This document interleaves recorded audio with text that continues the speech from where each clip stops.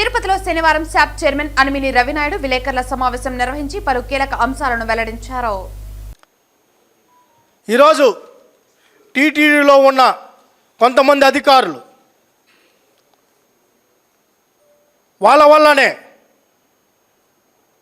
ఇట్టా చైర్మన్గా పనిచేసిన వ్యక్తులు టీటీడీలో ఉన్న కొంతమంది అధికారులు కుమ్మక్కైపోయి చేసిన వ్యవహారం ఇది. ఆయన బాలాజీ గారు ఒక ఆయన ఉన్నారు, ఆయన పాత్ర కూడా నిగ్గు తేల్చాలి. తనలో ఆ సిట్లో ఉంది. దేవుడు జీతాలు తీసుకుంటూ, దేవుడు సొమ్ముతో భక్తులు ఇచ్చిన కానుకలతో తీసుకుంటూ ఇలాంటి పనులు చేస్తారా?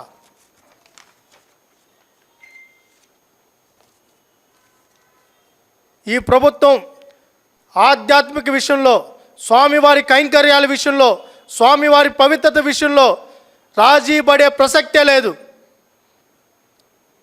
ఈ బోర్డు సమర్థవంతంగా పనిచేస్తోంది. నిన్న స్పష్టంగా చెప్పారు బిఆర్ నాయుడు గారు, ఇంకా లోతైన దర్యాప్తు చేయాలని బోర్డు కూడా విజ్ఞప్తి చేస్తుందని చెప్పారు. ప్రభుత్వం కూడా విజ్ఞప్తి చేస్తోంది. స్వామి వారితో పెట్టుకుంటే మటుకు పొట్టగదులు ఉండవు. జోబులు నింపేసుకొని ఇప్పుడు చేతులు ఎత్తేసి అబాండాలు మా మీద వేస్తారా? మేం తప్పు చేశామంటారా? మొత్తం నిగ్గు తేలుస్తున్నారు. ఏం వదిలిపెట్టేలేదు. ఈ సురేంద్రనాథ్, జయరాము ఏ ల్యాబొరేటరీలో పనిచేశారు, వీళ్ళు ఎందుకు పంపించారు?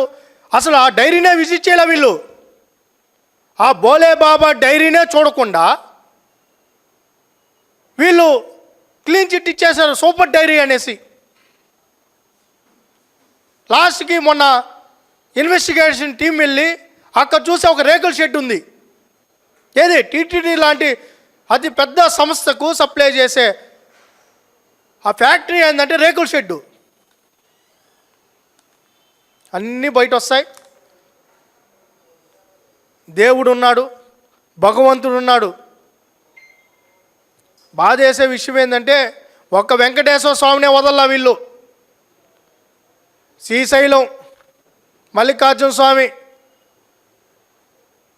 కనకదుర్గమ్మ గారు, అన్నవరం, కాళహస్తి, ఇంక ఏం చేసినారు స్వామి మీరు? ఏందయ్యా ఈ పాపాలు? ఇన్ని పాపాలా? పాపాలు పండిపోయినాయి. దీనికి పరిష్కారమే లేదు. శాశ్వతంగా జైల్లో పెట్టినా కూడా నిష్కృతే లేదు. అంత దుర్మార్గమైన పని చేశారు. మహారాష్ట్రలో ఉన్న ఆ టెంపుల్ మేము కూడా ఎంక్వైరీ చేయించాలి. సాయిబాబా గుడికి కూడా పోయినారేమో అని. అక్కడ కూడా వదిలిపెట్టలేదు. ఇది ఒక రాష్ట్రంతో పరిమితం కాల ఈ బోలే బాబా డైరీ. కాబట్టి మీరు ఏదన్నా పాయిచిత్తం ఉంటే ఆడొచ్చి తలలో బాదుకోండి. ఆ మలినమైపోయిన ఆ రక్తం కారితే తప్ప ఆ పాపాలు పోవని కూడా తెలియజేసుకుంటూ, భక్తుల మనోభావాల విషయంలో ఈ కూటమి ప్రభుత్వం నిబద్ధతతో పనిచేస్తుందని కూడా తెలియజేసుకుంటున్నాం. ఇంటి మీదకి కాదు, ఇంట్లోపలికి కూడా పోతారు. చంద్రబాబు నాయుడు గారు జోలికి వచ్చినా, పవన్ కళ్యాణ్ గారు జోలికి వచ్చినా మేమేం తగ్గేవాళ్ళం కాదు. దేవుడి విషయంలో భక్తిభావంతో ఉంటాం. వ్యక్తిగత హననం చేస్తాం, దూషిస్తాం, ఎట్టంటే అట్టు చూపిస్తామంటే ఎవరు చేతులు ముడుచుకొని లేరు.